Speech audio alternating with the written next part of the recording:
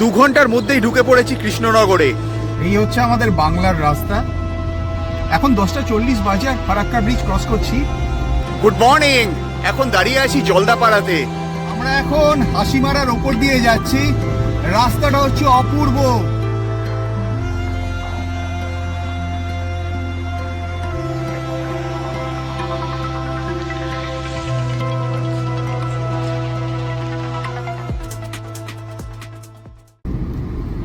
এখন 4:50 বাজে।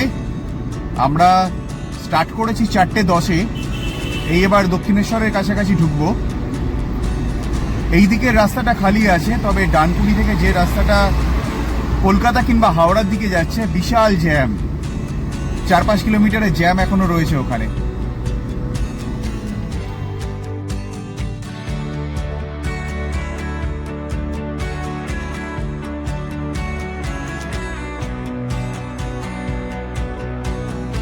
দু ঘন্টার মধ্যেই ঢুকে পড়েছি কৃষ্ণনগরে।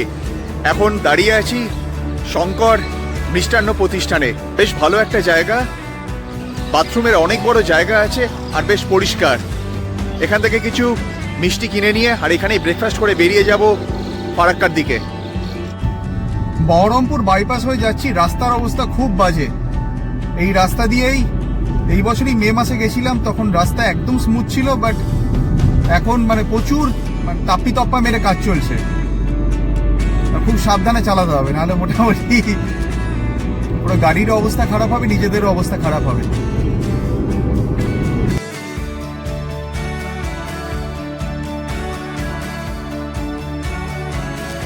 এই হচ্ছে আমাদের বাংলার রাস্তা। ডাক বাংলো জায়গার নাম। কিন্তু এত রাস্তায় এরকম ব্যারিকেড করা আছে, আর তার সঙ্গে টোটো। এটা ন্যাশনাল হাইওয়ে নয়, টোটো চালাদের হাইওয়ে, টোটো চালকদের হাইওয়ে। এখন 10:40 বাজে আর ফারাক্কা ব্রিজ ক্রস করছি।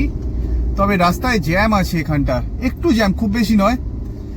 আর ফারাক্কা ব্রিজ থেকে 500 মিটার আগের ক্রসিংয়ে ওখানে সিঙ্গেল লেন ওপেন আছে, তো ওখানটা একটু জ্যাম আছে। আর পুরো ব্রিজের ওপরই গাড়ির স্পিড খুব স্লো। তবে যেরকম লাস্ট উইকে যেরকম জ্যাম বলছিল যে 5-6 ঘন্টা ট্রাফিক, সেই ট্রাফিকটা এখনো অব্দি নেই। রাস্তা মোটামুটি রিপেয়ারের কাজ অলমোস্ট হয়ে এসছে। হোপফুলি আর কিছুদিনের মধ্যে পুরোটাই কমপ্লিট হয়ে যাবে। জল কত উপরে দেখ না। ওইদিকে হচ্ছে নতুন ব্রিজ, বলছে তো ডিসেম্বর ওপেন হয়ে যাবে। দেখা যাচ্ছে।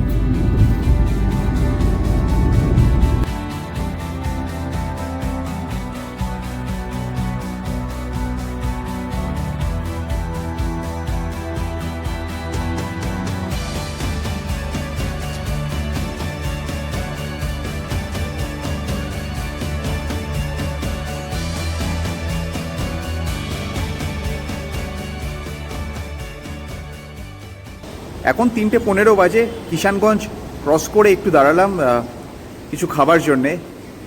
এখানে রাস্তার ধারেই একটা রেস্টুরেন্ট পেয়ে গেছি। এখনও প্রায় 200 কিলোমিটার কভার করতে হবে। আমরা আজকে চলে যাব মাদারিহাট। অনেকটা ডিস্টেন্স কভার করার আছে। রাস্তা এখনও অব্দি রাস্তা 80% ভালো। তবে এটুকু বলবো, জঙ্গিপুর থেকে কালিয়াচক একদম বাজে, একদম বাজে। রাস্তায় কি নেই, টোটো, ডিভাইডার, খুব বাজে সিচুয়েশন। তার সঙ্গে ফারাক্কার জ্যাম। ওই স্পটটা বাদ দিলে বাকি রাস্তা মোটামুটি ভালো। বহরমপুর বাইপাসের অবস্থা খুব একটা ভালো নেই, জাস্ট রিপেয়ার করে কাজ চলছে এরকমই। বাকি মোটামুটি এখনও ভালো। এরপর ইসলামপুর বাইপাস, দেখা যাক কীরকম থাকে।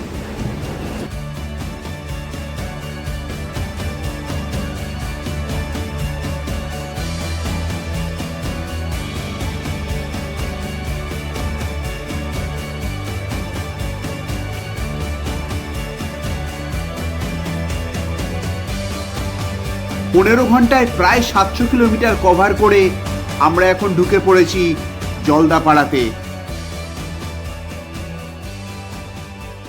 Good morning. এখন দাঁড়িয়ে আছি জলদাপাড়াতে।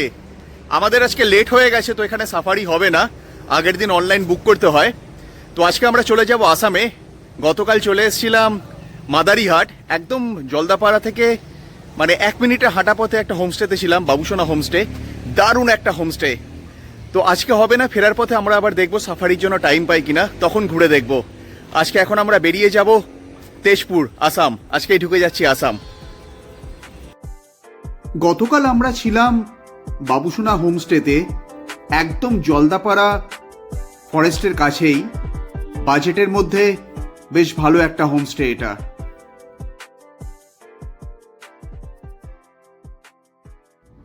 আমরা এখন হাসিমারার ওপর দিয়ে যাচ্ছি। রাস্তাটা হচ্ছে অপূর্ব, সামনেই বিভিন্ন পাহাড়ের লেয়ার্স দেখা যাচ্ছে। আমাদের আজকের প্ল্যান হচ্ছে তেজপুর, তবে আজকে আর নাইট ড্রাইভ করব না, কালকে অনেকক্ষণ টাইম লেগেছিল। একটা রাত্রে ভালো ঘুম দিয়ে আজকে অনেকটাই ফ্রেশ, আর দুর্দান্ত রাস্তা।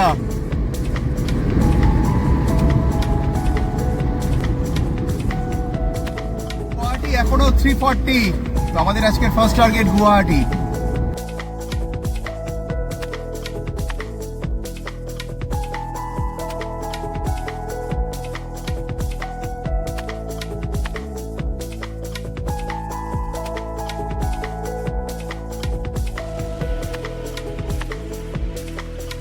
আবার কি ধুলো রে রাস্তায়, রাস্তার কাজ এই চলছে। রাস্তাগুলো পুরো ভেঙে গেছে বর্ষার পর, কিছু দেখা যাচ্ছে না। দেখ না, ধুলো। তো ধুলো। একদিকে গরুর গাড়ি, একদিকে লরির লাইন।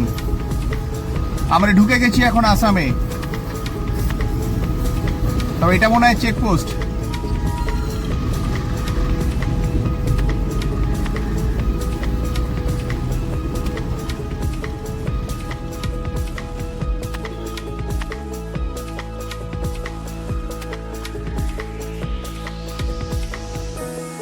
ঢুকে পড়েছি এখন বনগাই গাঁওতে, আর ব্রেকফাস্টের জন্য দাঁড়িয়েছি কুইন্স ডাইন রেস্টুরেন্টে। বেশ ভালো একটা অপশন রাস্তার ধারেই।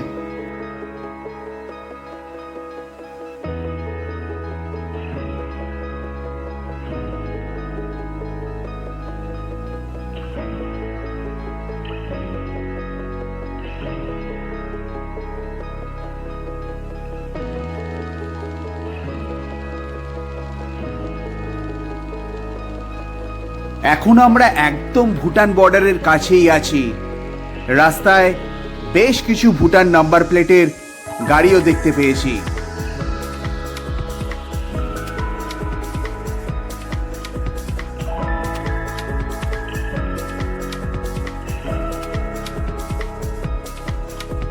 গুয়াহাটি সিটিকে বাইপাস করে আমরা এখন এগিয়ে চলেছি তেজপুরের দিকে।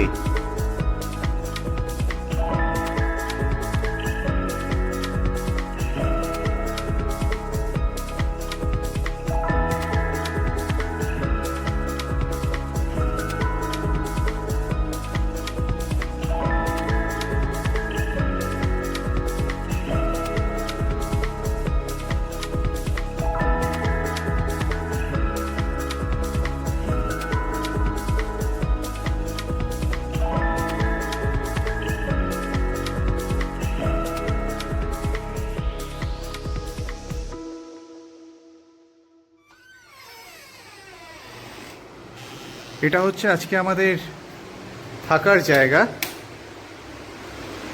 দারুণ একটা রুম পেয়ে গেছি।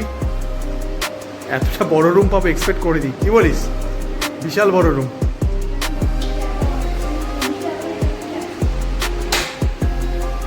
ওদিকে হচ্ছে তোর ওটা, এখানে তোর হচ্ছে ব্যালকনি।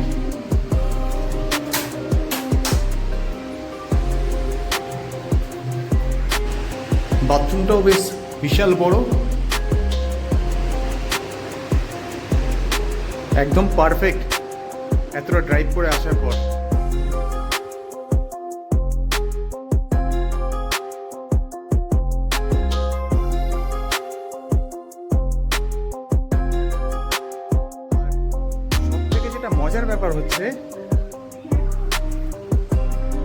সব থেকে যেটা মজার ব্যাপার হচ্ছে এই পুরো স্পেসটা আমরা ইউজ করতে পারবো, যেখানে কিচেন রয়েছে, ফ্রিজ রয়েছে, ইনফ্যাক্ট একটা কমন ডাইনিং প্লেসও রয়েছে যেটাকে ইউজ করা যাবে।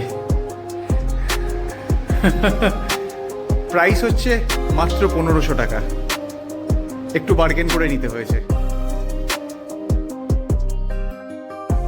আজকের জার্নি এখানেই কমপ্লিট। পরের দিন আমরা ঢুকবো অরুণাচলে।